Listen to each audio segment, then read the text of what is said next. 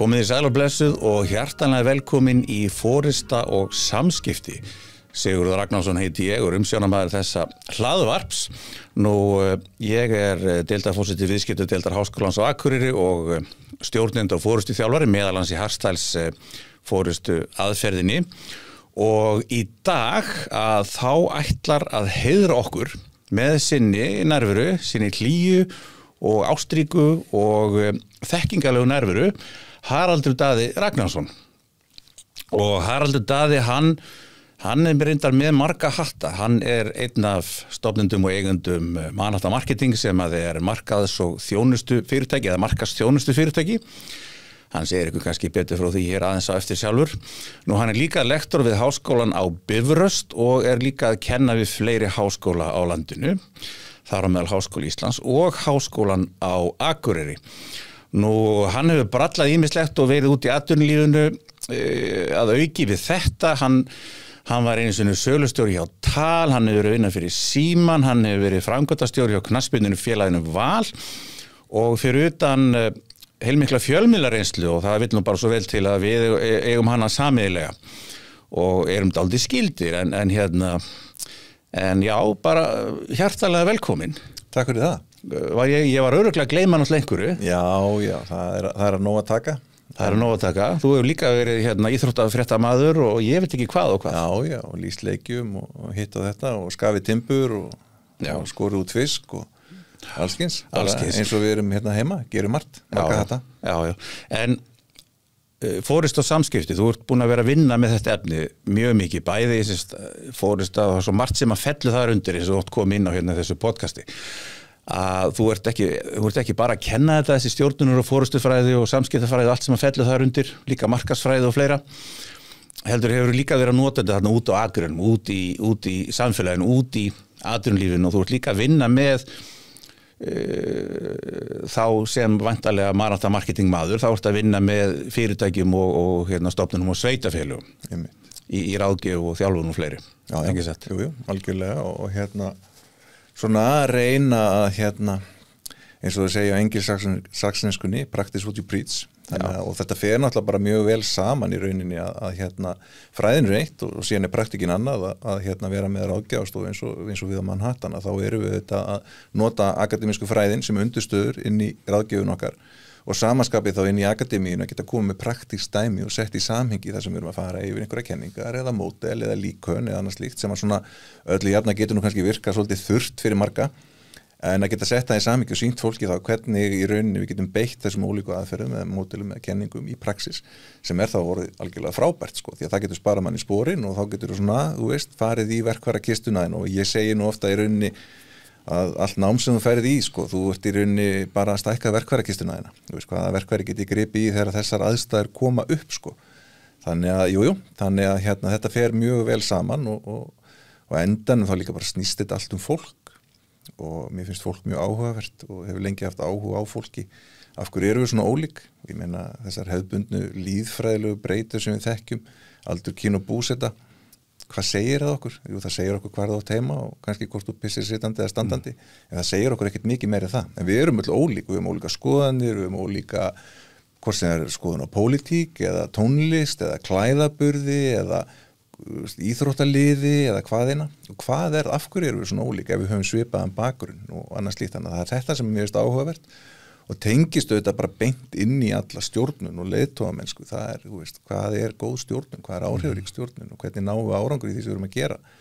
og endan snýst þetta allt saman fólk þannig að hvort sem það í stefnumótun eða breytingastjórnun eða leiðtogafræðum eða hvaða einaði við úr hárgreiðslu eða tannlæknir þetta snýst allt fólk, þú ert alltaf að eiga við fólk, þú ert alltaf að vinna með fólki og það áhugavert og kannski snýst svona það hvað getum við gert til þess að gera enn betur í dag. Já, við eigum auðvitað eftir að fara yfir alls konar hluti og ræða og svona farsæl forista, það svona kannski það sem að ég myndi byrja á en bara rétt áður, þá ég með smáið svona með bakgrunnin að hér ég með mynd, gamla mynd manstu eftir þessu? Já, þú hefur grafið þetta upp. Í lausu lofti á FM 957. Já,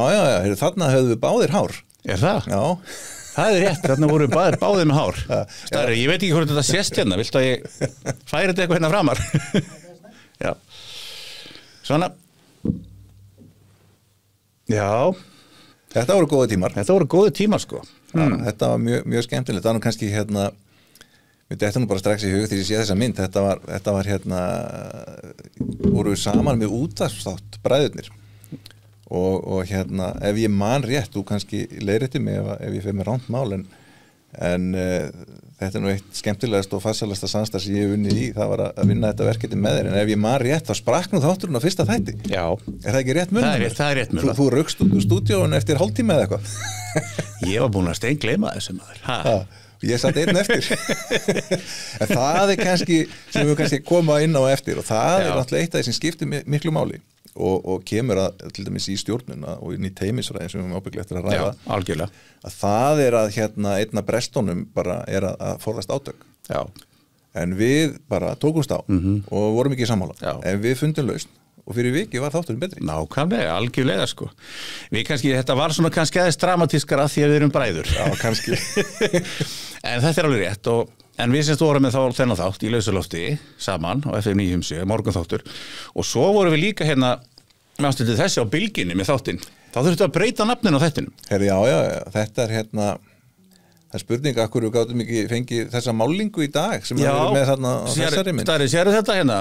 upptökustjórinn okkar og þannig eru við líka vel herðir. Er það ekki? Jú. Sérðu þetta Starri? Geggjað. Sko, hér stendur nú þarf ég að setja upp gleraugun, sko, hér er mynd, þetta er sett á bylginu á þessum tíma, þetta er bylgjan, 95, og það er Latti, hann var Gísli Rúnar, Þorgeir Ástvalds, Stefán Hafstein, Kristófur Helgason, Bjarni Hafþór, Jón Axel og Valdís Gunnarsdóttir, Anni Björk Birgisdóttir og Erla Friðges og síðan við í góðum gír, og hér stendur í góðum gír klukkan 9-12 með bræðrunum Sigurði Ragnarsinni og Haraldi Daða Ragnarsinni sem afgreiða fisk, tala við blóm, kynna æsandi undirfatnað og sprellfjögur úr spriklandi þáttur. Ég man ekki eftir kynnt æsandi undirfatnað, klikkuðu við á því eða eitthvað? Ég man ekki heldur eftir því, satt best að segja. Ég man ekki hljóðsögun, ég man þetta henni. Já, heyrðu, við hefðum náttúrulega getað tekið hljóðsögu slengt að klikka á því. Já, þetta er að þú skuli grafa þetta upp, þetta er áhugavert, þannig oft tala um í dag að neti gleymi engu, eitthvað fyrir á netið, en ég veit ekki hversu stoltur maður er þessu myndi. Já, en hljóðsæðan var þannig að við lásum upp sögu og hlustendur hringdu inn og fórum í hljóðin með sögunni, þannig að ég sagði allir drátt að viljum högti niður, já, þá kom eitthvað svoleiðis alls konar svoleiðis og kannski eitt í viðbóti, við hringdum í mömmu. Jú. Og þegar ég sagði við henni, við erum að fara að taka upp þennan þátt og erum í þættinu, og þá sagði ég, nú hringjum við í þig aftur, hún bara, nei, ekki hringja. Þá sagði ég, þá fá ykkur til að leika þig. Já, en síðan alltaf voru Simma og Jói með þátt seinna og hringdi mömmu sína og gerðu það bara mjög vel, bara frábært hjá þeim. Já. En því miður er mamma ekki með sérst núna hjá okkur, en við myndum alltaf að taka hana með í þennan þátt ef það væri í boði. Við sjáum, skulum ekki loka neinum. Nei, skulum ekki loka neinum. Heyrðu þeim allavegna, við erum búin að vera bara allir ýmislegt saman og bæði sundur og í sikkoru lagi, og það er þessi farsæla fórusta og stjórnir sem við erum búin að vera að vinna með, og við erum bæði að kenna náttúrulega og vinna með þarna út á Akrunum, og ég skrifaði þessi grein sem að birtist á Vísi fyrir nokkru viku síðan varandi farsæla fórustu, þar sem ég var að veltaði fyrir mér í raun og veru af hverju stjórnendur og fórustufólk er ekki meira að iðka þessi fræði. Það var svona í raun og veru grunnurinn. Þú veist, af hverju, og við erum að vera að vitna þessu og við erum að finna þetta bæði í kennslinu og í ráðgjöf og í þjálfun. Hvað segir þú þetta? Og kannski bara örstuðt kannski fyrst í byrjunni, ef þú myndir bara ramma kannski inn, þú veist, ef við erum að tala um árangusríka farsæla fórustu, hvað er það sem kemur upp í hugan, hvað stendur það fyrir og af hverju eru ekki fleiri að nýta sér farsæla fórustu og árangusríka fórustu? Þetta er náttúrulega ansi stór og mikil spurning, ég las þessa grein þína og fannst hún mjög góð,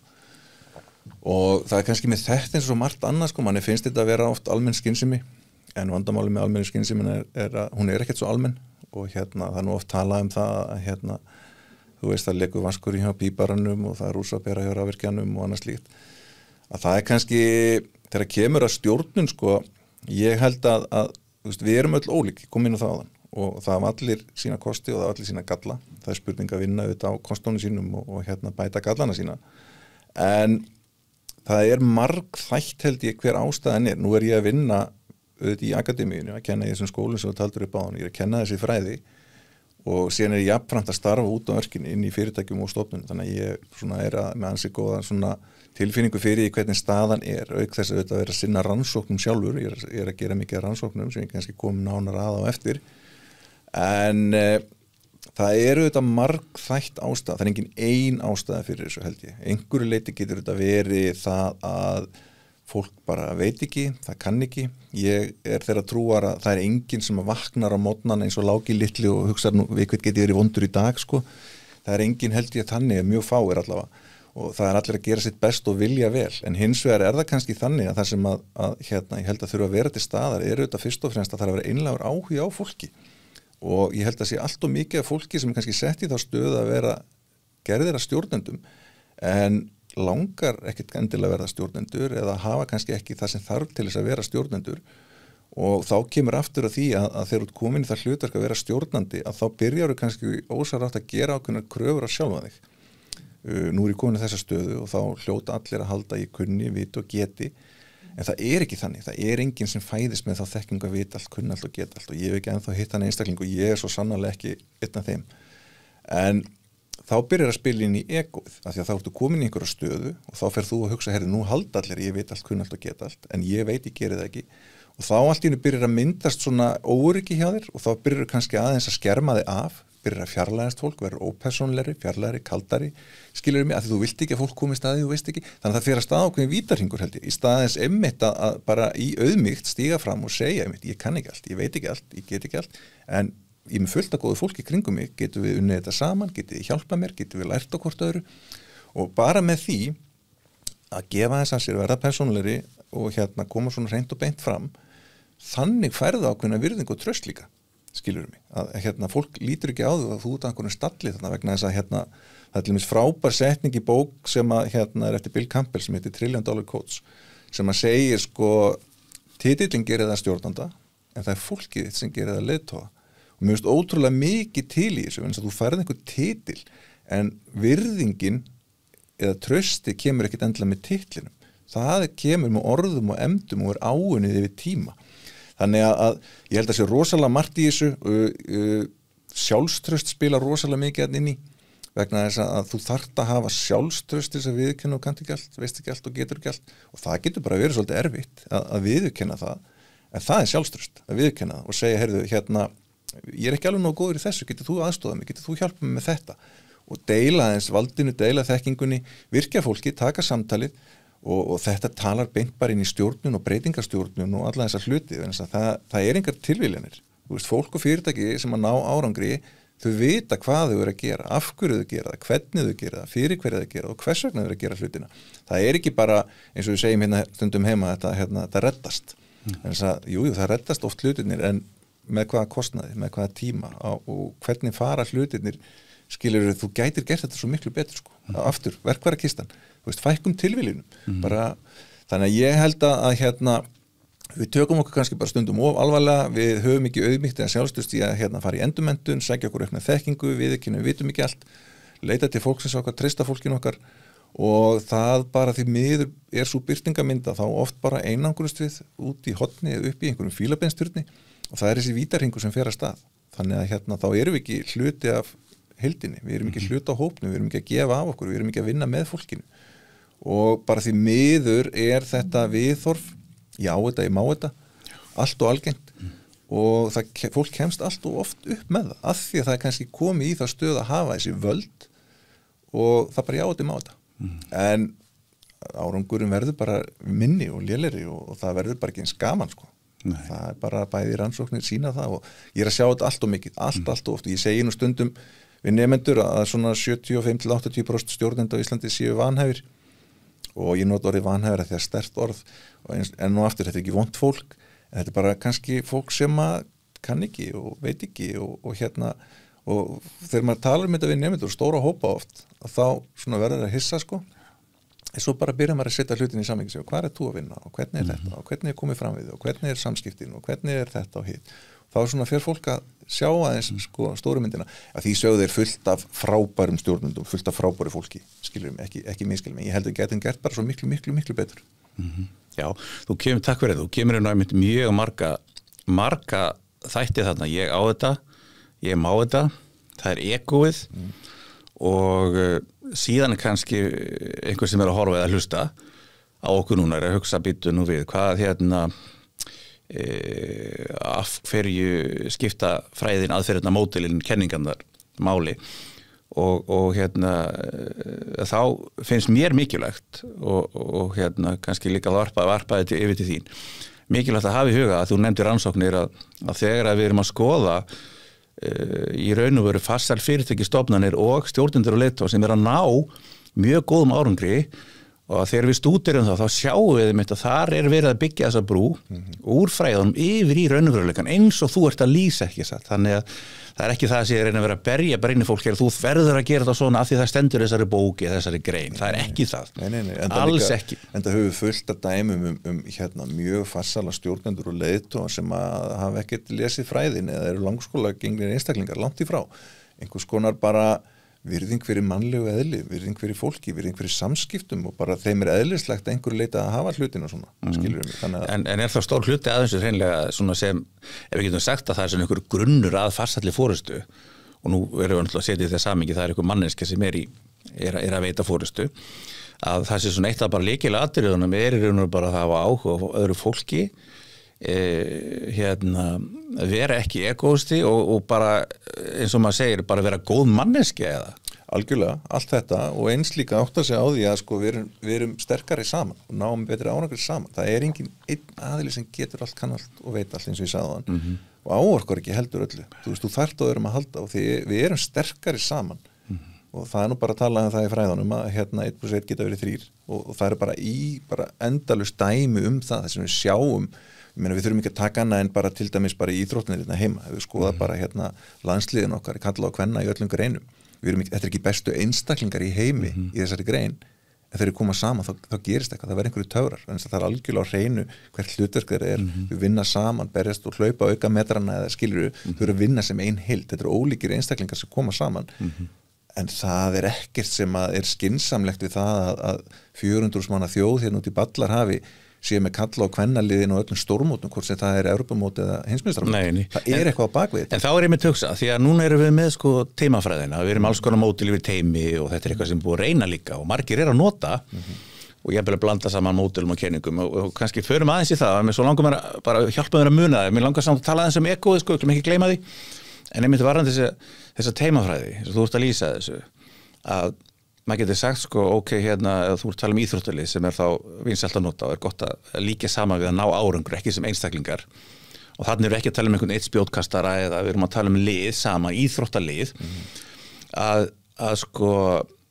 ef við erum að tala bara um fótboltalið 11 menn inn á þú veist, hvurslags nýting það ef bara 5 eða 6 stjörnur sem að fá að njóta sín og svo aðrir kannski 5 sem eru mjög góðir en þeir fá ekki hluti, þeir fá ekki að njóta sín. Akkurat. Það það sem þú ert að tala um. Það sem ég er að tala um og ég meina það hefur sýnt sig bara margsinnis að því að þetta kristallast svo vel á vellinum út með ólíka einstaklinga, ólíkan bakgrunn og reynslu og skoðanir og allt þetta en þeir þurfa að koma saman, ná árangri sem ein liðseild og hvernig færðu það fram? Jú, þar þarftu náttúrulega auðvitað að vera góður stjórnandi og þjálfari og hvernig færðu það þessu? Byggir gott lið og við held að því. Þú ert náttúrulega bara að kveikja í fólkinu og það þarf að vera mjög skýrt hver tilgangurinn okkar, hvert markmiðið okkar og við erum sterkari saman. Það verður að vera sömu blaðsíðu, það engin stærri en heildin og við erum fullt að dæma með það sem hafa til dæmis verið stóri leikmenn, stóri karakterar þeir var hreinlega verið teknir út úr hópnum eins og þeir voru ekki að fylgja gildum liðsins eða litorðu og stórt á sig voru stóri fyrir liðið,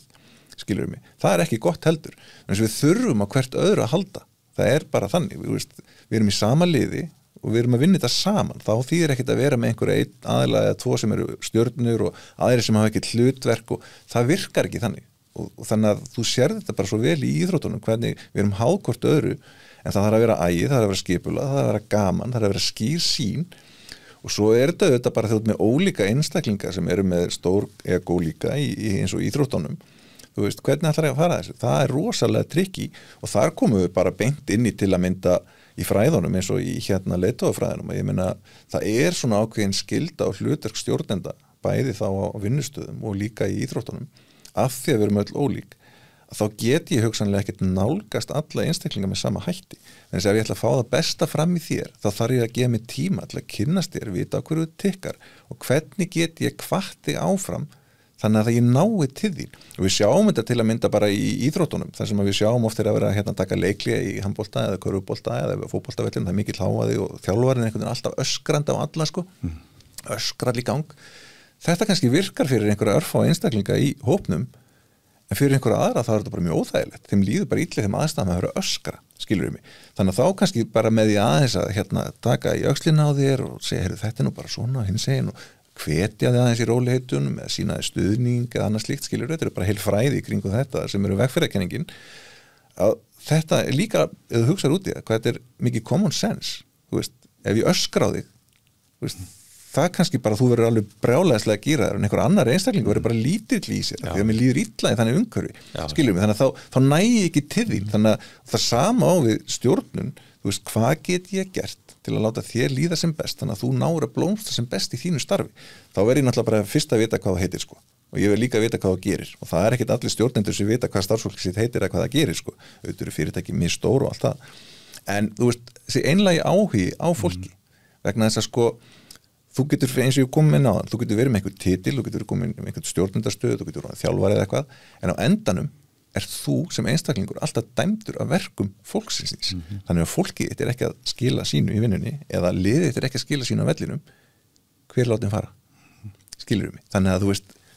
af hverju ertu þá einangrið þarna upp í staðins að fara niður og vera hluti af heildinni, hluti af vegferðinni, skilur mig, og þess vegna stundum talaði með myndrænu formi munurinn á stjórnandi og leiðtoga, stjórnandinn er sá sem situr fyrir aftan og er að skipa fólki hvert á að fara, menn að leiðtoginn gengur fram fyrir skjöld og toga vagnin, skilur mig. Þannig að þú veist, þetta hljómar allt mjög einfalt, en svo auðvitað bara tekur lífi við og ég held bara í einhverjum tilfellum líka sé bara að fólk gefur sér ekki tími í þetta, það er bara ógeðslega mikið að gera og þú veist, en þá spyrir maður sér aftur hver er forgangsröðunin? Já, þá er ég að hugsa þetta, sko, af hverju eru við þá með, og bara halda þetta eru margir sem eru að gera þetta mjög vel, en eins og þú segir 75-80%, það er það sem að þú nefnir, að séri nú eru vanhæfi stjórnendur og þá fórustu fólk. Maður veltir í fyrir sig, þetta fólk, ef að það veit af þetta, skilur, veit af þetta, en vegna einhver annara aðstæðan eða einhverjum öðrum ástæðum að þá gerir það ekki eða þá hreinlega það eins og ég hef reyndar líka reynsla og ég hef upplegað fólk sem ég hef starfað með því ég hef líka unni hjá mörgum fyrirtækjum og bara kom fram á þann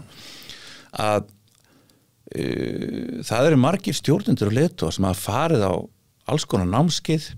þeir hafa verið að skoða hitt og þetta lesa þessa bækur og segja jafnvel starfsfólkinu frá því það breytist ekki neitt, það er algjörlega jafn vanhæft og þá fyrir maður veltaði fyrir sig það telur sig bara samt vera að gera rétt, að gera vel telur sig vera afburða sem að það er klárlega ekki Nei, og það er nú kannski til önnur hugtöku við það, en ég er alveg sammála og ég hef mitt hitt fullt af svona fólki líka sem að telur sig vera að tekja öll bóksun að gera það einhverju leiti, en það breytist ekki, það breytir ekki hegðun, það breytir ekki samskiptum og það er svona tikkar í bóksi, búin að fara þetta námskeið að læra þetta eða hitt og það er bara eins og það er, en svo náttúrulega bara erum við líka bara með fólk sem að upplifi svo telur sig vera að gera allt rétt, en er það ekki sko, skilur mig, en þú veist, það er bara hluti af áskorunni, en ég meina það er fullt af stjórnendum sem telja sig vera mjög góða stjórnendur og eru það á einhverjum sviðum en ræðast samt sem áður að tala við fólkið sitt eða þú veist, hlusta á það eða veist, og svo kannski það sem er ennverra eru stjórnendur sem segja eitt og gera svo annað sko. Já, það er fyrirmyndin. Þú veist, skilur mig, akkurat, þú veist, segja þetta og gera hitt, en það sem gerist líka í kjölfarið af því er að það verður rof á trúnað og trausti. Þannig að ef að stjórnandi segir eitt og gerir svo annað þá byrjar að myndast vantraust skilur, þú hættir að treysta viðkomandi því það er ekkert að marka það sem er sagt, því að orð og emdir fara ekki saman, skilur, og þess vegna sem ég myndist á áðan að traust og virðing er áunin og kemur með orðum og emdum það skiptir svo rosalega miklu máli að vera þessi fyrirmynd og walk the talk það sem segir og gerir, og vera bara ekta, það þýðir ekki að vera einhver leikrið á endanum fellur alltaf gríman og þú veist, það kemst upp við þeim sko. Já. En eins og lýsi þessu, ég meina, við getum bæði verið að tala lítil fyrirtæki, millistór og stærri fyrirtæki að það eitthvað sem yfir þessu stjórnendum. Þú veist, við getum verið með forstjóra eða það svona bara spurning hvernig skipulag fyrirtækisins eða stjórn fyrirtækisins. Þarna liggur tel ég mikil ábyrgð einmitt. Að þegar að ef eitthvað óhæfi stjórnendur, að þá þarf að gera eitthvað í því. Ekki þess að það tala sko skemmda eplið eða skemmdu eplið. Og þetta að mörgu leyti miklu erfiðar heima heldur en erlendis vegna þess að hérna miklu meiri sko smæð, þetta miklu minna samfélag. Það fólk þekkist, það vinatengst, skólafélagar, fjölskyldubönd, annað slíkt sko, fólk sem starfa lengi saman og annað. Þannig að það oft erfiðar að taka þessar ákvarðanir einhver leyti. Í mínum huga það ekkert erfitt. Nei. Þú veist, ef þú ert komin eigandi fyrirtæki eða situr í stjórn eða framkvæmdastjórn, þú ert ráðinn til að taka ákvarðanir. Það snýst það. Og það það sem þú ert ráðinn til að gera. Akkurat. Ég meina að þú veist, að því að tala rannsóknir, að því ég stúderaði þessi fyrirtæki í Bandaríkjunum sem eitthvað þjónundi fórustu eða Servant Leadership og þetta ábyrgð fyrirtæki sem eru sko búin að lifa lengi og eru á listum þar sem að vera að velja fyrirtæki þar sem að ríki mestar starfsána árangur sem mældir eftir alls konar kvörðum náttúrulega sjálfsögðu en og þar að meðal sko fjárhagslegum þar þau eru ábyrgð þar líka og það sem að kemur í ljósi það að það eru ábyrgð stjórnendur meira og minna og þeir eru bara í öllum stöðum og ef að það kemur í nýtt fólk og ef það ekki að standa sig þá fær það sjálfsög tækifæri til að læra og það kann að vera að það bara farið í rangt hlutverk skilur þannig að það kannski eitthvað annan hlutverk innan fyrirtæki sem þið passaði betur að fær tækifæri en ef það gengur ekki þá því skipt út þú veist, sem finnst það kannski svolítið harkalegt en hugsaður að bjóða öðru fólki í fyrirtækinu upp á óhæfan stjórnan. Já, sem að gerist og ég meina eitt af þessu fyrirtækjum þá var það að þetta skiptum forstjóra stórt fyrirtæki í Bandaríkjunum og það alveg svakalega faglegu ferill sem að fara í gegnum og það voru margir sem að komu að ákvörðunin að ráða eins og bara í teimi sem þú ert að lýsa síðan bara eftir smá tíma þá kemur í ljós að þetta bara slæm ráðning og viðkomandi færi tækifæri en síðan bara tekin sameiginlega ákvörðun meðal margra, það var meðal stjórnarinn og annara lykil starfsmanna sem að koma að því allavega einhver, náttúrulega ekki allara, sjálfsög ekki að það var bara skiptum, það þurfti ákveðið hugrekki og við gerðum mistök, þarna var að vera að viðurkenna mistök, þetta var sem að vera mjög gott dæmi einmitt það sem að þú ert að tala um þarna, í raun og veru ekki satt. Og bara það sem einmitt áhugavert að þú talar um mistök sko að þú veist, guð minn góður hvað ég er búin að gera mörg mistök á ævinni og maður er ekkert stoltur að þeim öllum sko en maður reynir svona kannski að læra þeim. Já. Og það sem svo áhugavert við mistök að almennt síðu umræðinni eru mistök talin vera neikvæð. Það er neikvætt að gera mistök. Neikvætt. Já, kannski bara að skjóta þeim þarna eins og þarna þessum fyrirtækjum. Þarna alveg sko gert ráð fyrir því að þú gerir mistök sko. En það spurningum að þú getir lært af þeim. Akkurat. En það verða samt alltaf einhver mistök. Já, algjörlega. Og þess vegna segir það almennt séð þá. Maður stjórnendur sem að leyfa fólki að vaksa og labba á veggi og gera mistök eru farsællega því leitinu til að fólk líka finnur það þá að það er ekki verið að micromanage það. Þú veist, það hefur traust og umboð til þess að vaksa og gera mistök að því þú átt bara að læra þeim. Auðvitað gerir ítrekku aftur og aftur mistök. Þá náttúrulega þurfum við eitthvað að skoða hvað er í gangi. En þú veist, er það eitthvað í þjálfunni eða móttökunni eða vendingunum, skilju hvað er menn, eða er þetta í réttu hlutverki, réttum störfum eða réttri deild eða eitthvað. Já, eins og markmaðurinn ef hann er bara í sókninni, þá þurfum að byrja að skoða kannski hjá okkur hvort að við erum bara getum lagað eitthvað. En ef þú gerir ítrekku mistök þá náttúrulega þarf að skoða það en maður hvetir samt til þess að því að sko ef þú gerir engin mistök þá gerir ekki neitt þá er engin framleiðin og þá er ekkert að gerast sko en það sem ég ætla að koma inn á er það að almennt séð umræðinni er talið neikvætt að gera mistök síðan þegar þú skoðar til dæmis þegar fólk að ráða sig í störf að þá er oftar en ekki borin saman þú ert að hafa einhver ákveðna menntun og svo ert að hafa ákveðna reynslu en það er að færa sterk rök fyrir því að mörgu leyti að reynsla er ekkert annað en samansafna mistökum. Þannig af hverju eru mistökin neikvæð, skilur mig. En þetta er svolítið spurningum viðhorf stjórnenda og viðhorf, þetta kemur inn í menninguna og fyrirtækjakúltúrun og annað slíkt, skilur. Hvernig er umboð til þess að gera mistök, er umboð til að prófa sig áfram, eða er það ekki, er bara zero tolerance, eða hvernig er það, þetta er ólíkt. En það sem er kannski svolítið áhugavert, þú varst að tala um þessi stór fyrirtæki sem varst að rannsaka í Bandaríkjunum, er að aftur hérna heima, að því að við erum frekar fámenn þjóð, að þá er náttúrulega bara staðan sú að við erum náttúrulega með sko mikið til hérna í gamla daga sérstaklega vorum við mikið til að fjölskyldufyrirtækjum það voru fyrirtæki sem voru hér í gangi við erum með stóran og opinberan gera og það er náttúrulega að vera öðru sér ráðningarsamband heldur en er í gangi og þannig að við erum skrifað fréttur það er sambandi hvað starfsfólk getur kostað ríkið og allt þetta skilur mig þannig að við erum kannski með svolítið svona einhver liti skekta mynd en það sem er líka einbreyta í þessu er það að fræðin auðvitað eru frekar ung flest hver mannusstjórnun og mannusmál á Íslandi til dæmis ekkit rosalega gömul fræði og það sem betur fyrir alltaf að auka stekkingin og mikilvægi þeirra, hvað mannusmálin skipta miklu máli, en það að sinna mannusmálum, það að vinna með fólki, það að leiða fólk og það að vera, þú veist, inn í þessari dýnamísku, þessi umhverfi sem vinnustæðir eru,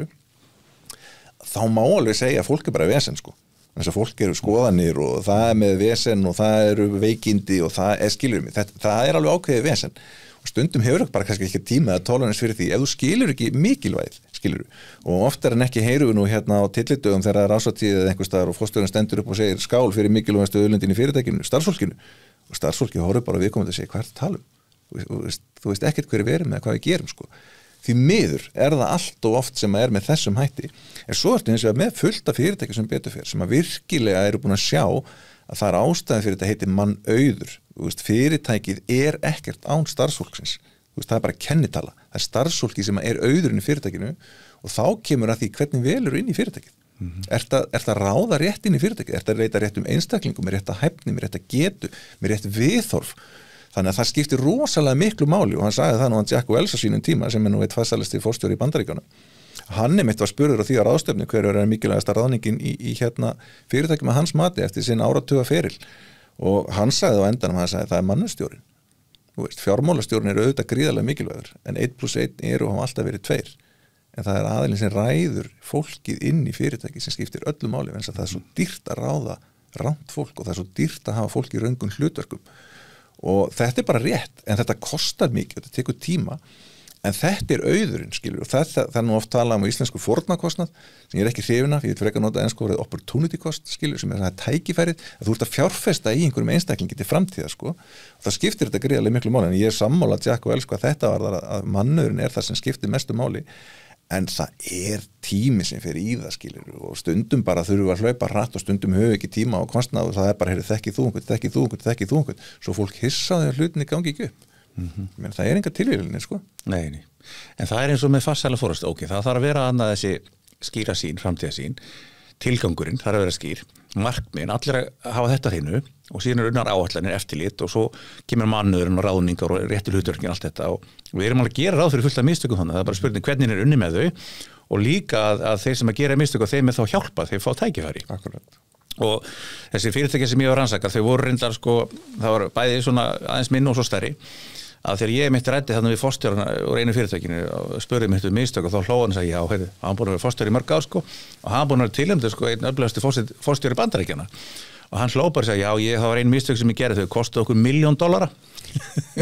já. En hvað ætla hann að vera búin að sko hvað ætli fyrirtæki hafa búin að hagnast mikið á hans þekkingu og reynslu og viti miklu meira sko, þú veist, þannig að þetta kemur svona upp í hugan sko en mér langar, auðvitað ertu búin að koma inn á það, við erum búin að koma inn á en það samt þarna til þess að skilja þetta, þú veist, hvað farsæl fórustu, af hverju ekki fleiri stjórnendur leiðtogar að iðka farsæla fórustu og ná þá betri árangri sem að leiði til þess að það græða allir, það er fyrirtæki, það eru starfsmönnum líði betur, samfélagi, allt saman og þá dettur mér huga, auðvitað margir hlutir, mér dettur að ég nefndi aðeins að það með ekóið og þetta mjög ofarlega mitt í og það tengist auðvitað mistökum, gera mistök þú veist að játa máta það þetta eko sem oft að virðist að þvælast fyrir fólki og það stjórnendur sérstaklega og getum líka bara sagt þeim sem eru í ábyrgðarstöðum að leiða verkefni þú veist, það stjórnum, það fórusta líka þannig við erum ekki bara að tala um einhverju forstjóra Nei, alls ekki og þá spurningin og hérna það nú svona oft talað það svona, hvað maður að segja það svona eitthvað sem hvað maður að segja, það svona ego, það að þvælast fyrir menn, það svona neikvætt, þetta neikvætt stolt eða það þú ert bara eða það tala um að vera egoist og ekki egoisti sko hvernig sér þú þetta með við þá stjórnendur sem að gera vel og þá sem ekki að gera vel, varandi egoið? Mér finnst egoið alveg rosalega áhugavert fyrirbæri og ég eiginlega líti á það með sko, sinni einföldustu mynd með tvennum hætti, það getur annars verið þinn versti óvinur en það getur líka verið þinn besti vinur og hérna egoið auðvitað bara þannig eins og ég myndist aðeins á áðan að þú fyrir að taka sjálfvæðu of hátíðlega, fyrir að gera einhverja órunum kröfur á sjálfvæðu og annað slíkt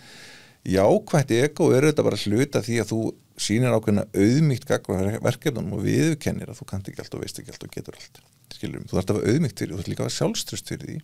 taka sjálfvæðu ekki á hátíðlega þú þarft ekki að eigna þér alla sigra það gerir engin eitt, veist, og hversu oft lendum við því að það einhver einstaklingur, ekkert endilega stjórnandi að leita, og það getur líka bara verið einhver samstarfsmaður sem eignar sér alltaf heiðurna því sem vel gert, á kannski lítið sem enga þátt í því,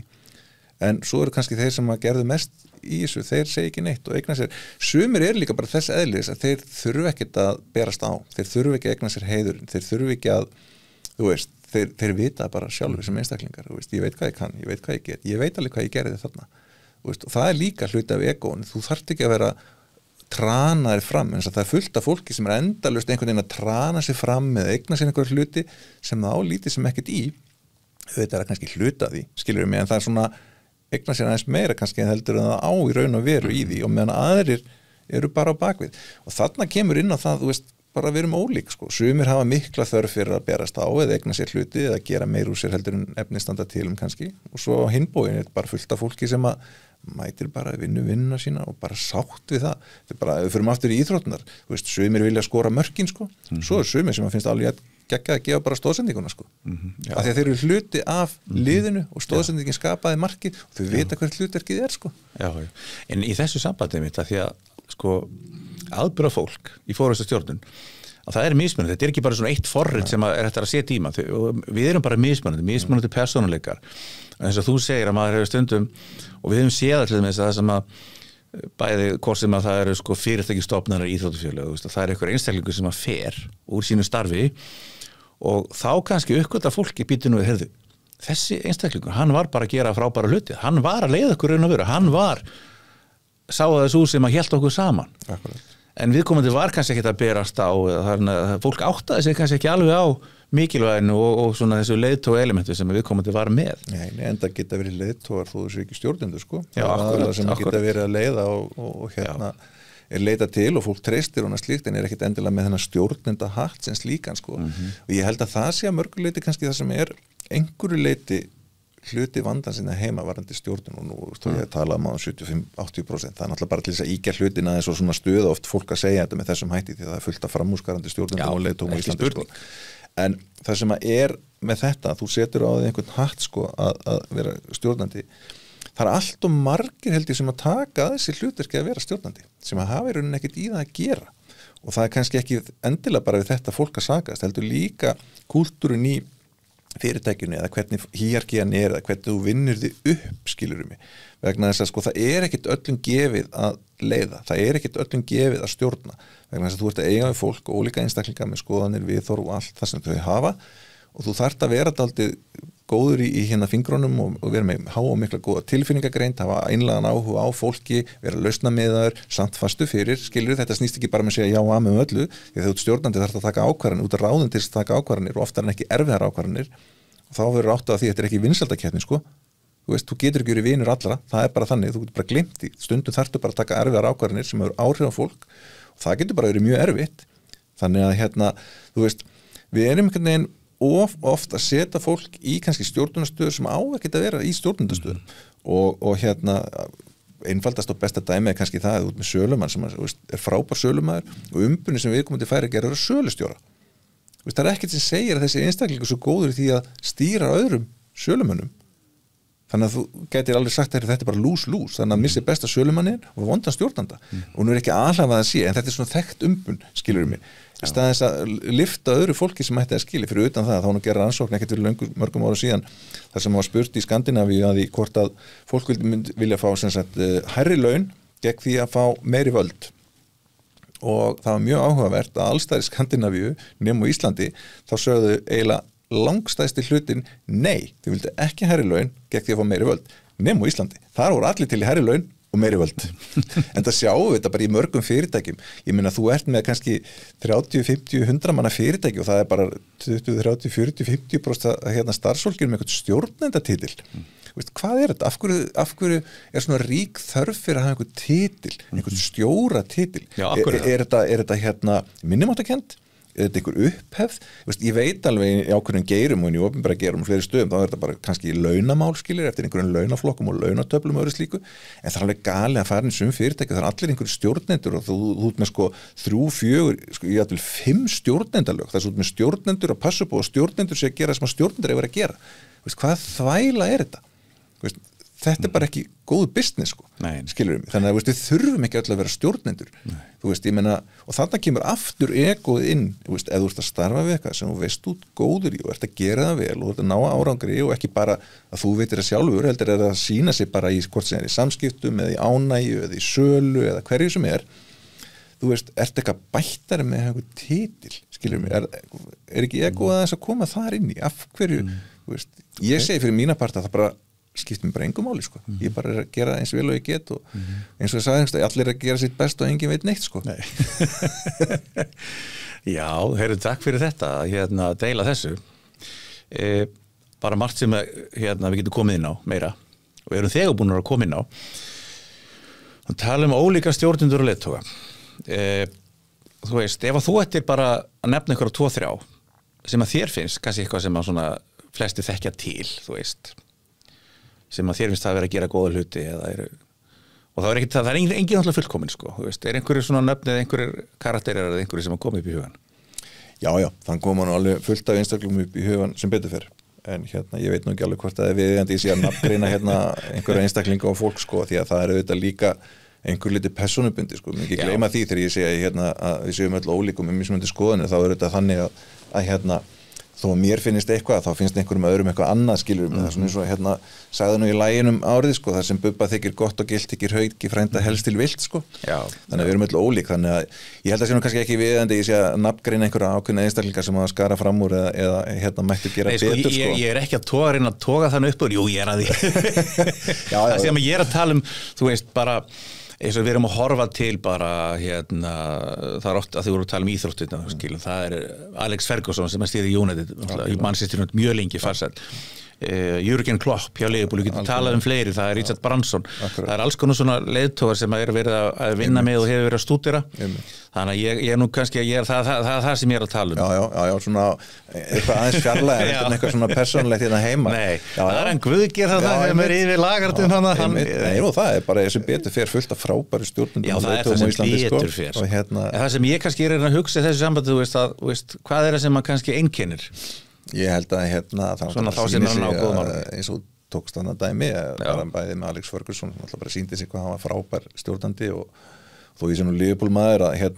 þá verður maður samt sem að vera geta og maður þarf að, sko það er eitt af því sem maður reynir að gera, það geta sett sig hinum með borðið, séð hlutina frá öllum sjónarhornum, ekki bara alltaf mér finnst eitthvað huglægt gildislaðið mat sko, heldur að reyna að skoða þetta frá öllum hliðum, hverjir eru þínir hagsmunir, hvaðan kemur, af hverju finnst þér þetta, hvað er þetta, svo fer maður að geta séð hvernig árangurinn er og hvað er gert og annað slíkt sko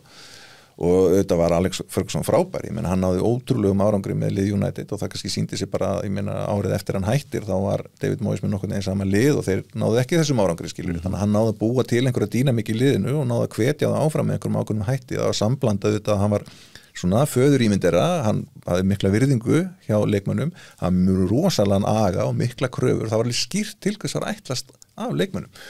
og þarna eftir rauninni líka bara lýsa því sem Klopp stendur fyrir. Þannig að Klopp í rauninni kannski mörgu leiti svona yngri útgáfan af Ferguson og það er nú haft eftir Ferguson á sínum tíma þegar Klopp var ráðinn til Liverpool, hann sagði að þetta var versta sem gat komið fyrir United. Það var að Klopp fór til Liverpool, skilurðu, því að hann kannski sá í honum eitthvað. En Klopp í rauninni hefur unnið nákvæmlega eins, hann var ofsalega mikil svona föðurýmið fyrir leikmennina sína, hugsaði vel það og vakin og sofin fyrir þeim rosalegan aga skýrt til hvers að ætlast og það er eitthvað sem skiptir gríðarlega miklu máli í öllu starfsumhverfi að það er að vita bara til hvers að ætlast að mér, hvað má ég ekki, hver er ramminn, við tölum ofta það með að tala það með lítil börn sko, hvenær slá að puttan á þeim, þú veist hvað mega þau og hvað mega þau ekki við sem fullorðið fólki í okkar vinnu, við erum alveg eins ef við er óskýrt hvað við megum eða til hvers er ætlast á okkur, ég veit ekki hver á að gera þetta og ábyrgðin er ekki á hreinu og annað slíkt þá verðum við órugg og svo allt í einu fer ég held að þú ætlar að gera þetta en ég held að þú ætlar að gera þetta þá fara boltar að detta og svo fer einhverju að kenna einhverjum öðrum og svo framvegis þannig að bara skýr tilgangur, hvert erum að fara hver er framtíðarsýnin okkar, hvert stefnu hvernig og hvenar og allt þetta sem ég talaði áður og Klopp var algjörlega með þetta og það sem mér fannst líka mjög áhugavert með Klopp þegar hann var hjá Liverpool er til að mynda sko, hann mitt vildi fá þennan þéttleika í hópin og bera virðingu og út frá liðspælingunum að sko, hann sagði við erum alls saman, þannig að sko allir leikmenn og allt stjórnarnir, það þekktu allir allt starfsfólkið, þú veist, Karolín, ég held að hefði Karolín og Katrín eða eitthvað, þar sem voru að vinna í mötuneytinu til dæmis, allir leikmenn heilsuðum og buðum góðan daginn eitthvað einasta mótni og töluðu og spjölluðu við þar, það var svona fjölskyldustemning, skilur hvað það var, það búin virðing fyrir störfum hvers annars. Það ekki stéttaskipti. Nei, þó að ég sé stjórinn og þetta eru leikmenn, að þá veist, fólk að slá grasi og það hérna einhver í eldhúsinu og það einhver að gera þetta og hitt. Við erum öll hluti af liði og liðsild, við erum öll í þessu saman og það var þessi hugsun sem að, þú veist, og bara til að mynda eins og þegar hann hérna framlindi síðasta samningi sín, sko, þá sagði hann hérna,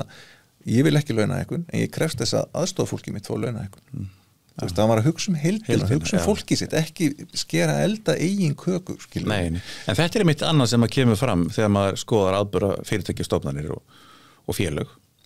Að það einmitt að það svona eins og það ríkir svo mikið jafnræði. Fólk, það enginn einhverjum stalli, það geta allir unnið saman og meira þess að í stórum fyrirtækjum, sko, stærri það sem að bara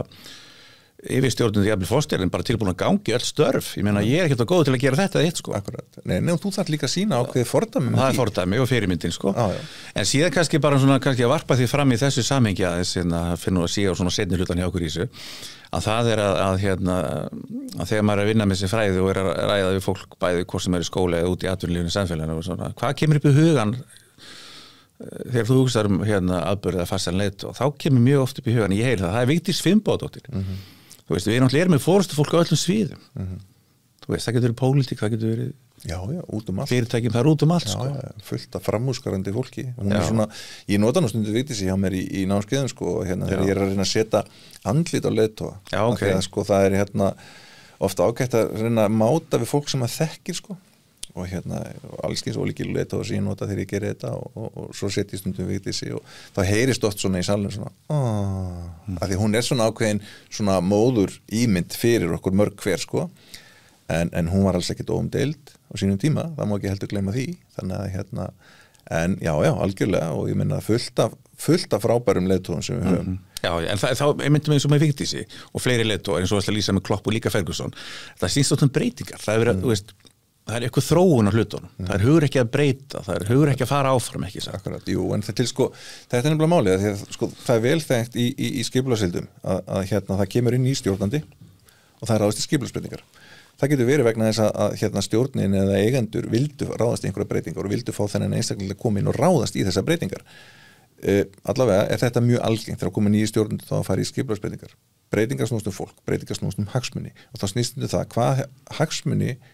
hef ég að verja eða fæ ég út frá þessum breytingum. Við förum alltaf í þennan leik, það er einhver stjórnandi, ég fer alltaf að hugsa hvað mig, þetta snýst hagsmuni, alla breytingar. Ég er kannski bara rosalega ánægð með þessar breytingar því að það henta mér mjög vel, en það gæti líka henta mér mjög illa. Þannig að þess að segja breytingar snúst fólk og þá er það bara þannig, við þurfum að tala við fólk, við þurfum að virkja fólk, við þurfum að gefa þeim hlutdeild, við þurfum að útskýra þetta fyrir þeim og þarna komum við aftur inn á hver er framtíðarsýnin okkar, hver er stefnan okkar, hver er tilgangurinn okkar, hvert er hlutverkið okkar. Þetta er að hluti sem er að vera á hreinu eins og ég var að tala á með Klopp eða Ferguson. Það sama á við í fyrirtækjunum. Hver er stefna fyrirtækisins? Hver er framtíðarsýn fyrirtækisins? Hver er tilgangur okkar? Og hvert er hlutverk okkar? Þetta er eitthvað sem við verðum að vera með algjörlega á hreinu og svo verðum við upplýsa allt fólkið okkur þetta. Við erum í sama bát að rói sömu átt, því annars erum við förum ekkert áfram að við erum að rói sikkur áttina og fólkið þetta ræri sikkur áttina eða er ekki upplýst framtíðarsýnina, tilgangin, stefnuna, hlutverki og þessa þætti. Þannig við þurfum, það aftur, það er engar tilviljanir, því meira sem við virkjum fólkið og gefum hlutdeild, það aukum við líkunar að því við náum árangri. Að því sögðu eru alltaf auðvitað einhverju sem að munu streitast á móti vegna þess. Þetta snýst hagsmuni og það kemur að einhverjum hagsmunum, þá muni ég auðvitað streitast á móti. Þetta henda mér ekki, þetta kemur sér illa fyrir mig. Ég er búin að vera leigubílstjóri 25 ár. Hvernig lesum við þetta? Skilurðu mig? Með því að tala við fólki, með því að gefa þeim hlutdeild, með því að upplýsa þau, með því að fá með okkur í lið, þá aukum við líkunar á því að þau skilja minnstakosti vegferðina, skilji tilgangi með breytingunum. Af hverju eru ráðast þessar breytingar? Oft er verið að breyta bara mörgum finnst breytingarna vegna sem er ekki mjög skynsamlegt og það er því miður sem að gerist oft þegar stjórnendur koma inn, það bara breytt einhverju strax í þess að gefa sig kannski smá ráðrými að kynnast fólkinu og hlutverki fólks og hvað er verið að gera, hvað er búið að gera, hvernig er sagan vegna þess að það er einhvern veginn þannig að oft er að koma nýjir aðalar að þá er farið að móka skurðin aftur sko, en það er bara búið að prófa þetta og þá kemur aftur sem ég var að segja í mótsöku við það er íhaldssemi aðilinn sko, ég er búin að vera leigubílstjóri 25 ára, við höfum alltaf gert þetta svona það þekkist í öllum fyrirtækjum og stofnunum það er einhver aðilinn sem við höfum alltaf gert þetta svona það réttlætir ekki neitt sko þú veist, en við þurfum að skoða söguna hvað getum við lært af henni en við erum líka að vita hvert við erum að fara vegna þess að sko, alveg sama hvort okkur líkar það betur að vera, þá munur hlutir breytast það er allt á milljón og það er oft talað um það eina sem við fyrir víst í þessu lífi það að við munum deyja og við munum borga skatta og ég vil bæta því við að segja að hlutir breytast það er bara spurning hversu mikið, hversu hratt, hversu mikil áhrifðu á okkur og annars líkt en það er alltaf flegi ferð og þá er bara spurningin hvert er viðhorfið okkar gagnvart breytingum sko. Þú veist, sumir eru bara alltaf hérna á móti sumum er bara alveg sama aftur að því við erum ólík bara það að ef við myndum standa upp núna og ég myndi setjast í sæti þitt núna allt í einu þið finnst ábygglega pínu skrítið af því að þú ert vanur að setja alltaf þarna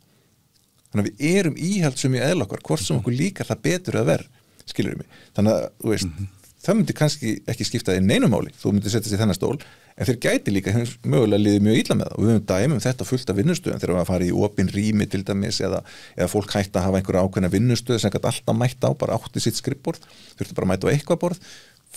bara fullt af fólki sem að fannst það bara mjög óþægilegt og liðið illa með þetta meðan öðrum var bara nákvæmlega sama, það hefði engin áhrif á það skilur, að því að við erum öll ólík og þá kemur að því að við sem stjórnendur erum að ráðast í einhverja breytingar bara sem dæmi, þá verðum við að kynna það vel, útskýra af hverju hver er tilgangur með þessu, hvað er markmiðið útkoman á að vera, hvenær ætlum að ráðast í þetta af hverju, hvenær, hvers vegna þetta virkja fólkið, gefa þeim hlutdeild þá skilja þau betur vegferðina þau verða kannski ekki endilega sammálinni strax en þau eru líklegri til þess að styðja við hana það var allavega áður hlusta, þau fengu að tala þau fengu að tjá sig og þó að ekki eru tekið mark á öllu og allt komið inn þá voruð involverið í það var ekki bara einhver stjórnandi í sínum fínleipað stjórni sem tóku einhver ákvörðun og fólki á gólfinu stendur bara hvað þykist þú verið að kunna að geta skilur mig, þannig að þú veist reyna að fækka möguleikunum á því að verði eitthvað rof þarna á milli sko það snýst allt um fólk snýst allt um fólk og það er svona þessi árangursríka og farsæla forysta hún er að birtast við það og við getum verið að auðga okkur og læra og við lærum að vera fólki en síðan erum við bara fullt af efni kringum okkur þú veist, við getum lært af fólki sem er að vinna með og síðan erum við líka bara með opið fyrir okkur alls konar bækur þú veist, hvort sem er að lesa eða hljóðbækur eða eitthvað slíkt og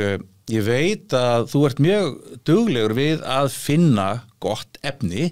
sem ég veit að gagnast fólki sem að vill gera betur og vill læra alls konar hluti í tengslu og fórustu. Er eitthvað svona sem að þú getur svona mælt með og sagt okkur frá í þessum efnum? Já, það er aldeilis inngangur væntingastjórnun í gangi. Já, ég einhvern veginn sko auðvitað í kennslinu alltaf er endalaust lesandi einhverja kennslubækur og dóranda þannig að mín endurmenntun nú kannski svona svolítið fólkin í því líka bara og núvitund að einhverju leita ég fer mikið út að labba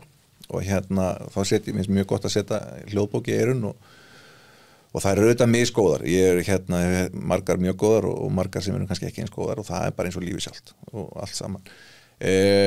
Já, það eru auðvitað sko margar bækur sem ég myndi mæla með, þetta er kannski ekkert endilega sérstaklega frumlegu listi en sko fyrsta bók sem ég dettur í hug, hún er auðvitað Good to Great, þetta er Jim Collins sem er svona mörgliti biblía stjórnunarfræðin og náttúrulega mjög afmarkaður og skýr rammi sem er verið að rannsaka þar og það er svona að vera átt að sjá því hvað er það sem að einkennir fyrirtæki sem að ná framúskarandi árangri, ekki bara frábær, heldur framúskarandi og auðvitað er þetta mikill doðrandur en svona kannski ef þú myndir taka það saman, þá í rauninni snýst bara auðvitað fyrst og fremst það, þetta snýst sko bara hverjir er í liðinu og í hvaða hlutverki og það er aftur eins og við tölum á það skiptir svo miklu máli út með einstakling sem er í réttu hlutverki þú getur verið með einstakling sem kannski er ekki alveg ná að performa en ef maður væri einhverju öðru hlutverki eða einhverjum öðru störfum myndi hann algjörlega blómstra og það er ekkert endil alltaf við þennan einstakling að sakast heldur líka inn á við erum við að gera raunhæfar kröfur á viðkomandi erum við meðan í réttu hlutverki þennan einstakling eða að færa hann til þannig að myndlíkingi sem við nota oft who's on the bus skilur hver er borð í rútunni þú ert að fara í vegferð eitthvað til ferðalag hver er borð og hver er ekki og það sem við taka lengra er síðan í hvað sæti í rútunni situr sem er þá hvað hlutverki hefur að gegna innan þína skipulagsdeildar og þetta skiptir ótrúlega miklu máli og mér langar bara að skjóta inn í að ég fór á sínum tíma þegar ég lærði í CBS í Danmörku að þá einhvern tímann alltaf ég mun ekki að koma heim sumar eða vinna og ákvaða að prófa að sækja vinnu út í Danmörku og ég sótt hjá Maersk skipaflutninga fyrirtækinu sem er bara stærsta flutningafyrirtæki í heimi og þar komst ég í viðtal sótti þar og ég kem á svæðið og þá er ég settur í eitthvað herbyggi og ég er settur í svona einhvers konar gáfnapróf, byrja á því og þau spurja mig bara staðnum og segja að Maersk er alþjóðlegt fyrirtæki, það er tölu enska í fyrirtækinu við hins vegar erum hérna í Danmörku en þú ert frá Íslandi þannig að til þess að minnka allar líkur á skekkju þá ætlum að bjóða þér viltu taka prófið á ensku, dönsku eða íslensku þetta var svona fyrsti váfaktorum minn bara, veist, eigið til prófið íslensku þannig ég sagði, ég taka á íslensku tek prófið, taka fyrir mig og svo ég farin það haft sambandum aftur, ég beðin að koma aftur og þá var það svona hittna, nú fer ég að komast í viðtal og ég taldi mig nú svona að vera ágætt inn í kjaftinum til þess að geta einhvern veginn bulla mig í gegnum það nei, þá var ég settur við eitthvað sálfræðipróf og það var það sama, ensku, íslensku, dönsku ég gerði það, svona gekk þetta 4 sinnum ég var alltaf kallaður tilbaka, fór í gegnum alltaf ferli og svo er ég kallaður inn í 5. skipti og þá hugsaði með mig, nú hitti ég yfirmann deildarna, nú ég hlýt að vera komið það langt í ferlinu, þetta sé bara komið ég kem fyrir í herbyggi, þau sittast niður með mér sama fólki ég hafði alltaf hitt og það fyrsta sem ég segir takk fyrir komin Haraldur, en þú farið ekki í vinnuna og ég er svona, býttu nú við, ok svo bara lögðu öll gögnin á borðið og sögðu bara, þú ert svona, þú ert þessi karakter, þú ert þessa eiginleika þú ert þessa færni, þú ert þessi samskipti þú ert svona, þau bara voru algjörlega búin að mappa mig upp sem einstakling og þau sögðu bara hér er starfslýsingin, hér er það sem við erum að leita við erum ekkert að leita að endilega einhverju reynslu eða menntun eða kyni við erum að leita að ákveðnum karakter inn í teimi að því að teimi þarf að fungera þannig að það hitt skipti ekki eins miklu máli þarna og miðað við hver þú ert, þín persónuleika og hvernig þú ert í þessu þáttum þá bara passar þetta starf ekki fyrir þig þér myndir hundleðast í því, þú myndir ekki nýtast okkur og það er bara lús þannig að því mér, þú fær ekki starfið en þú myndir passa í þetta og þetta og þetta hjá okkur og ég man ég labbaði út frá Maersk og ég hugsaði með mér, ég fekk ekki starfið en hvað þetta er geggjað fyrirtæki skil, að því að það var svo faglega staðið öllu og hugsaði hvað eru komin langt í þessu ferli þannig að Good to Great, það er frábær bók sem hún er löng og en sko þú sérð meira og minna flesta stjórnundabækur sem hún læst eða hlustar á vísa með einum öðrum hætti að einhver leiti í Good to Great en það er einhverju Good to Great sem er eina mínum uppáhaldsbóku líka það sem að það kemur í ljós ákveðin tegunda fórustu eins og þú ert að lýsa Level 5, 5. stigs fórustan sem að svona í grunninn það eru 2 meginstóðar ástríða og auðmýkt og það er með það sem að mér fannst áhugaverða stuðan mitt að það var það fyrirtæki og þeir stjórnendur í fyrirtækjum sem náðu þessu efsta stíi voru framúrskarandi leiðtogar í sínum fyrirtækjum það sem einkenndi alla þessa einstaklinga það var auðmýkt og það er eitthvað sem er held ég vanmetið og auðmýktin kemur líka pínlítið inn í egóið þitt og sjálfstrausti og það sem við erum búin að vera að tala skilur þú var að miðvikina maður veit ekki allt og maður kann ekki allt og getur ekki allt en það var auðmýkt sem einkenndi alla þessa einstaklinga tóku sig heldur ekki of hátíðlega það er kannski skjótaði með það því að sko uppalega þessi rannsókn sem að er til grundvallar Good to Great að það var verið að fara á stað með aðra hluti það voru opaslega mörg fyrirtæki rannsókuð og í Bandaríkjunum ég maður rétt alveg örugglega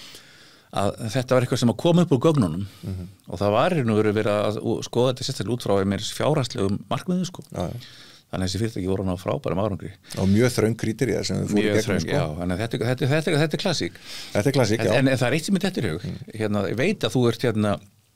ég veit að þú tala fyrir og þú hvatti mig til að lesa og ég gerði það margt að þessu og þar á meðal sko, mig langar aðeins kannski að koma inn á Simon Sinek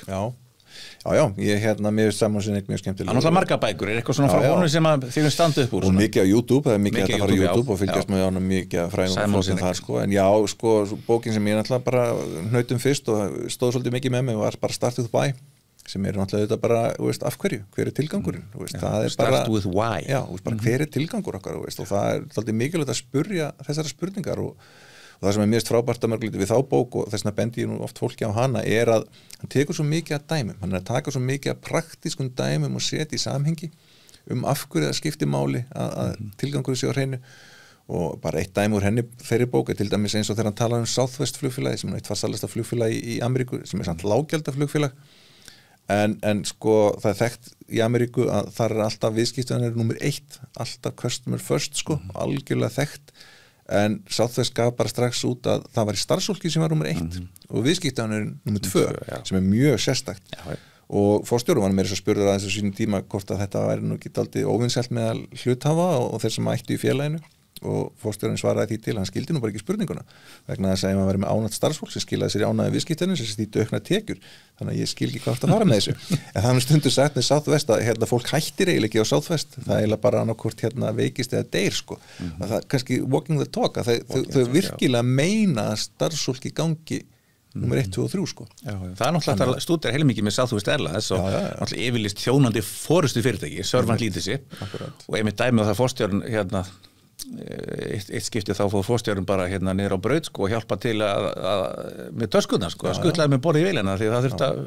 til að koma hlutunum á stað sko, það vantaði hendur, það var einhver sem að forfallaðist sko. Og samkennd og liðseild að það að ganga frá vélin eftir sem að næsti taki við eins og þú veist taka við henni og þannig að það er mjög margt í þessu og Startup Why er bara mjög góð bók sko. En hvað er þetta Why sem að Simon Sinek er að tala um hann? Hvað eru að tala um? Það er bara, hvað er Why? Hver er tilgangurinn okkar? Af hverju eru við hér? Fyrir hvern eru við? Af hverju mætu unina? Sko þetta er svona hérna Er það hluta þessu? Já, það er hluta, ég meina sko setningin sem hann segir í bókinni er sko people don't buy what you do, they buy why you do it. Það er þessi tilfinningarlega tenging að mörgu leiti, þú veist, af hverju er ég að gera þessi ég geri, af hverju brenni ég fyrir því? En þá áttu fann að tengja þetta við sko viðskiptavinina. Já. Að þeir kaupa hvað sem er þjónust eða vara eða hvoru tvekja, að þeir vilja eiga viðskiptið vegna þess af hverju þú ert að þessu. Akkurat. Eins og gerðist í hruninu að það voru viðskiptavinni hvaða dæmi kom upp í hugan? Ég meina viðskiptavinni Southwest í hruninu sem dæmi allt í einu byrjuði að rúast inn ávísanir frá viðskiptavinnum en þeir vildi ekki að Southwest myndi fara á hausinn. Akkurat. Fjármálastjórinn satt bara og fór að taka post og voru bara $10, $50 bara fór að viðskiptavinnum að senda þeim pening. Það hlýtur að vera dálítið mikið viðskiptatrið og langtíma samband sem er eignast þarna sem það átt bara við eitthvað flugfélag sko. Þannig að hérna, en þetta er mjög mikilvægt þess að segja mér oft hvað er vægið þitt, hver er tilgangurinn, þess að verið að minnast á hann að tilgangurinn skiptir svo miklu máli og þetta er bara beint úr stefnumótuninni, þú veist, út með hérna resursana og tilgangin og framtíðasýnuna og allt þetta sem þarf að vera hlutverkið þetta á hreinu, sko. Og þá þetta miðla þessu til samfélagsins, til viðskiptavina og starfsfólksins, já, sem að þarf þá að það kemur fyrirtækjamenningin, þannig að hérna, en það er mjög margt gott í Startup Why Simon Sinek, hún er mjög góð, önnur bók sem er mjög líka frábær og hérna sem að ég hlusta nú á sínum tíma þar á að fljúga frá Kaupmannahöfn til Íslands hún er ekki náma réttur með 3 tímar held ég mitt bókin að passa akkurat með flugtíman og það er hérna 5 Dysfunctions heitir hún sem er algjörlega frábær 5 brestir og hérna það kemur inn á teimafræðin og þetta er hérna bók sem það er sem hún er inn sett í samhengi það að þú ert með fyrirtæki í Silicon-dalnum og það gengur vel mikið af fjárfestum þau hafa allt til alls og hérna einhvern veginn samt ekki alveg að ná í gegn ákveða ráða til sín hérna konu sem er rétt 50 sem er forstjóri hefur enga í rauninni grunn eða bakgrunn í þessum tech-gera og bókin í rauninni er að setja á í myndlíkingar hvernig að það séu svona ákveðni brestir í teimum sem gerir það verkum að þú ná ekki árangri og ég hérna þó ég sem búin að lifa og hrærast í þessum leiðtoga og stefnumótun og breytingastjórnun og teymisfræðum í mjög langan tíma þá sem viðurkenni ég það þegar ég hlustaði á þessu bók það var ekkert nýtt í henni fyrir mig en ég fekk satt gæsa húð öðru hvoru bara við einhvern veginn dæmisöðna sem voru teknar hlutirni settir í samhengi sko og það var einmitt eins og ég myndist á áðan einn af brestunum er það að sko það er ekki traust við forðumst átök skilur við erum ekki þetta eru bara nokkri brestir og ef þú fer að skoða þetta þá meikar þetta svo mikið sens skilur mig og hvernig býður þetta traust? Jú, þú þarft einhvern veginn að gefa af þér þú þarft að treysta einhvern, þú þarft að opinbera þér pínlítið, þú þarft að byggja ofan á eitthvað skilur mig, þú þarft að vera pínur svona vulnerable gagnvart hlutunum og þú verður að takast á og það er besta hugmyndin sem það er að vinna ekki bara ég og ég meina aftur ef þú tapar það er kosið að gera eitthvað ég vil þetta, þú vilt hitt og ef ég tapa því í kosningunni í fundarherbygginu þá get ég verið fúll yfir því en ég þarf að gera það sem var ákveðið að gera skiljum, ég þarf að fylgja mér að bak við, ég þarf að styðja við, ég get ekki farið og vinna á móti því þetta er svona álíka eins og við tökum aftur hérna fótboltamálið út með 11 leikmenn inn á ef að þjálfarinn ákveður að spila 5-4-1 þá getur þú ekki bara vilja að spila 4-3-3 skilju, það verður allir vera með sitt hlutverk á hreinu og spila leikkerfið eins og búið ákveða að gera það sko. Þannig að það er fullt af mjög mörgum góðum dæmum í hérna, þessari bók síðan er hérna mjög góð bók líka Ride of a Lifetime sem er hérna Robert Iger og Disney það var mjög áhugaverð bók fyrirverandi, svo kom hann aftur tilbaka það var mjög áhugaverð bók sem að hérna sögu Disney og margt mjög gott í henni bendi mann líka bara svolítið á hvað þetta er lítið heimurinn úti líka sko að mörgu leiti og hérna bara fullt af skemmtilegum dæmi í henni ég myndist aðeins á í byrjun hérna á $1 trillion coach Bill Campbell sem er náttúrulega bara ótrúlegt ef maður er búin að vera að lifa og hræðast í þessu svona lengi mörg ára ég hef aldrei heyrt Bill Campbell bara aldrei nokkuð tíman en $1 trillion codes vísar í það, þetta er náttúrulega bara maðurinn á bakvið Google og maðurinn á bakvið Apple og maðurinn á bakvið sko Amazon að einhverju leyti og bara öll þessi stærstu fyrirtæki og þess vegna er talað $1 trillion codes sko, því fyrirtækin, þetta er semst fyrsti aðilinn sem að kemur með hugmyndafræði íþrótta inn í viðskiptalífið. Hann var semst þjálfari í fótboltaliðsins á Columbia háskólanum í New York og hann er til dæmis fyrsti maður sem Steve Jobs réð til Apple eftir að Steve Jobs kom aftur. Þú veist, hann var aðilinn sem sat í öllum fundarherbyggjunum hjá Google þegar að vera að taka einhverja ákvarðanir og forstjórnir voru fúlir yfir hinn og þessu. Veist, hann er aðilinn sem að afrið stjórnin í Amazon að ráða ekki Steve Bezos eða láta hann fara. Þannig að veist, hann var ótrúlega gæi sko, og hann einhvern veginn aldrei heyrt hann en einhvern veginn sko auðmýktinn og það er nú talað það auðmýkt í bókinni sko og það sem er svo áhugavert að þeir skrifa sem það er framkvæmdastjórar og stjórnin hjá og forstjóri Google sem skrifa bókina eftir að Bill Campbell deyr og þeir minnast á það einmitt í inngangi að hann hafi verið sko þjónandi leiðtogi eða servant leader áður en að hugtaki hafi orðið almennt þekkt skilur við, það er þetta mátan við það hugtak sem er alveg samkvæmt þjónandi forstjóraðan algjörlega og þeir sögja einmitt í inngangi að sko þessi bók hefði aldrei geta verið skrifuð á meðan hann var á lífi því að hann vildi ekki berast á, hann þurfti ekki á hillina að halda, hann vildi frekar sjá aðra njóta og blómstra en ekki þurfa sjálfur skilur, þannig aftur auðmýktin, egoið og allt þetta en þessu það er svo mikilvægt að hans lífsspeki og viðhorf gagnvart verkefnum, mikilvægi teymisins og hvernig þú átt að leiða og stjórna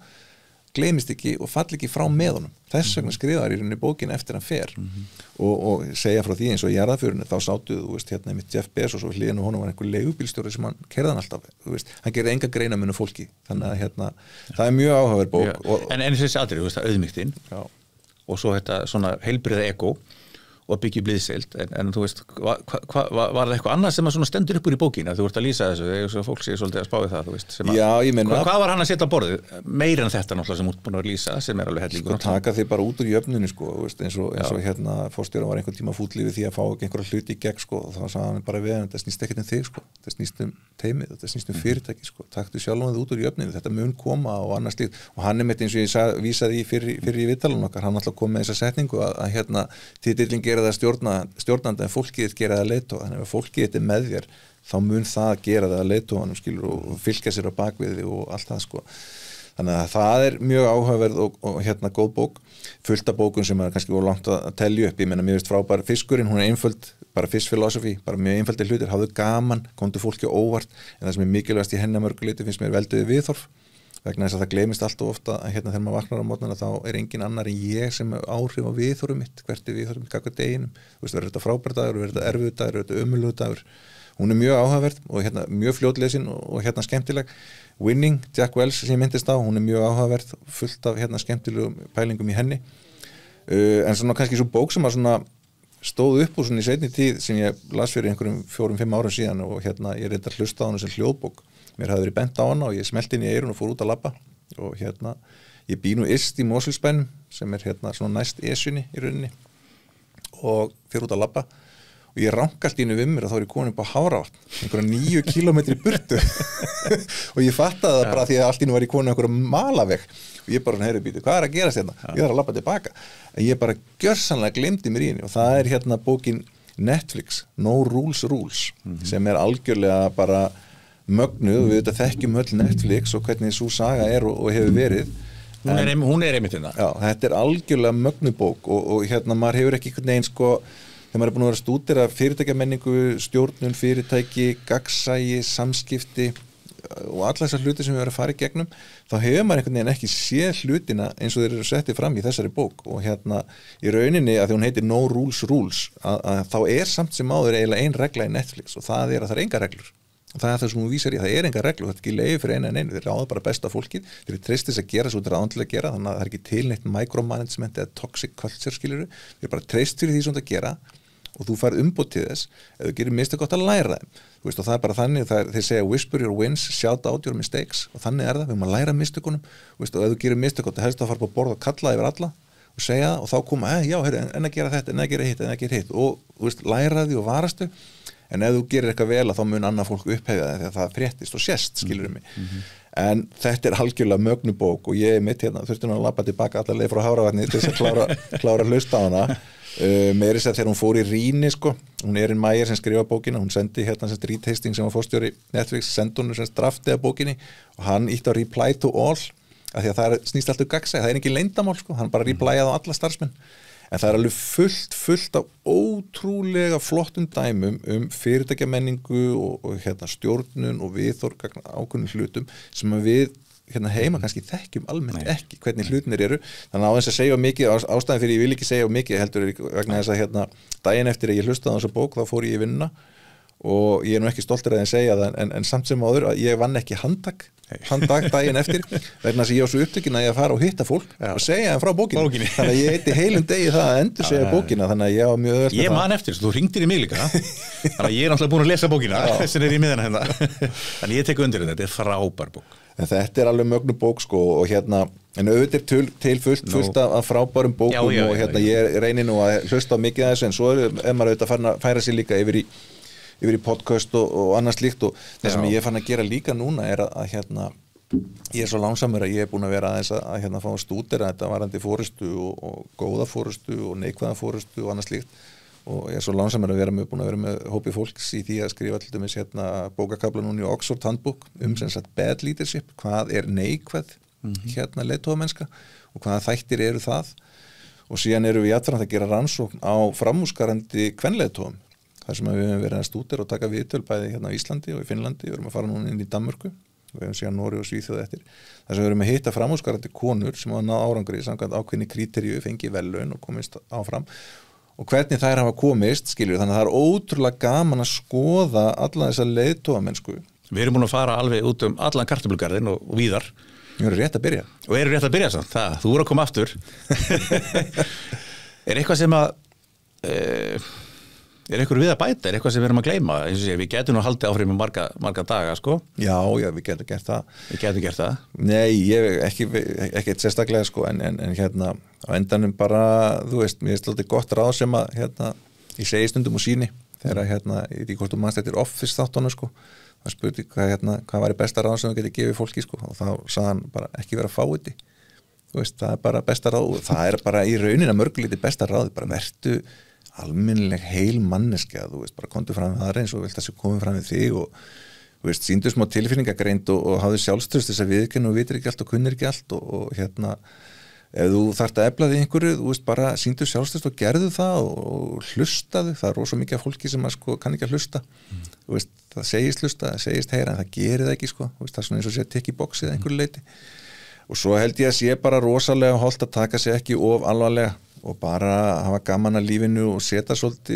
svolítið í spór annara sko, því að sko, það er ekkit auðveldara stjórnandi, það er ekkit auðveldara leiðtogi, þetta hljómar oft kannski dálítið einfalt sko, en það er bara drullu erfitt, vegna þess að þú ert að leiða fólk, þú ert að stjórna fólki, þú ert að ráðandi þess að taka ákvarðanir og það er bara stundum þannig að þú kannski bara færa fólk til, þú ert kannski að láta fólk fara, þú ert að færa til deildir, leggja niður þetta eða sameina og það er alls kyns hlutir í gangi sem er erfitt. En það er bara name of the game sko, þú veist, þú ert að ráðin til þess að taka ákvarðanir og það er ekki auðvelt og eins og ég sagði á hann, bara ekki halda og geti gert öllundi geðs, þetta er ekki vinsældakeppni vegna þess að þú ert ráðin til þess að taka ákvarðanir og það er bara erfitt og ef þú treystir ekki það, vegna þess að sko málið það sem að hlutaði að stjórnendur kannski fallastundum á prófunina heima er þeir vilja vera vinir allra sem er bara eðlilegt, okkur það er bara í mannlegu eðli þá viljum að fólki líki við okkur skilur og þú vilt vera vinur alla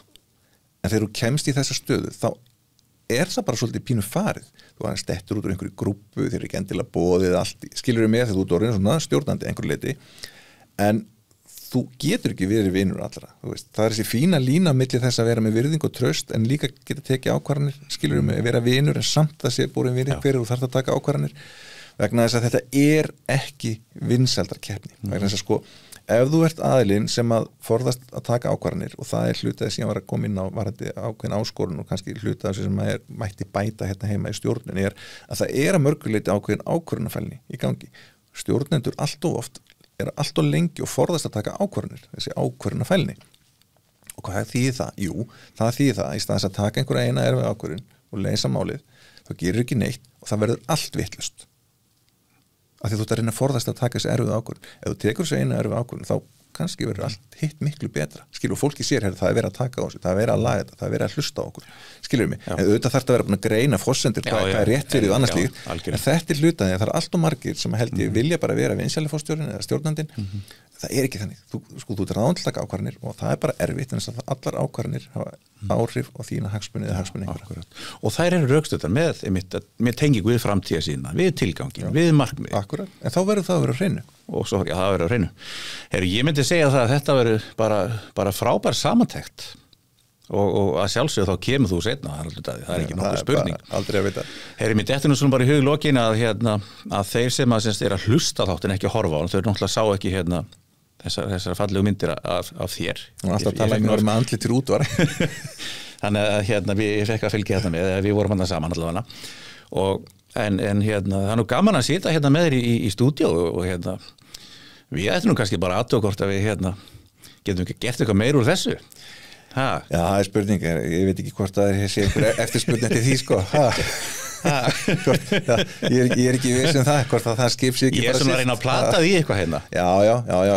Já, sko, ég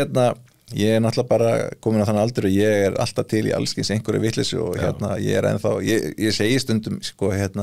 svo myndist nú í yngan, ég verð með marga hatta, sko. Já.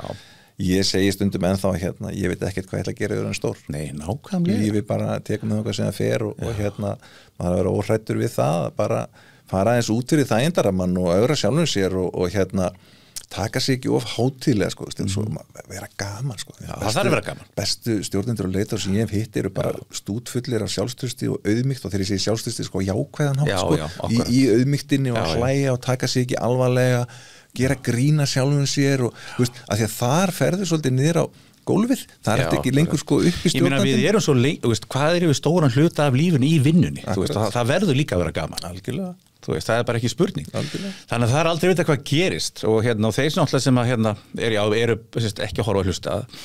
að þeir geta þá kannski bara sendt okkur pósta, geta bara sendt þeim þessar myndir, er það ekki bara ágætið sigum ekki?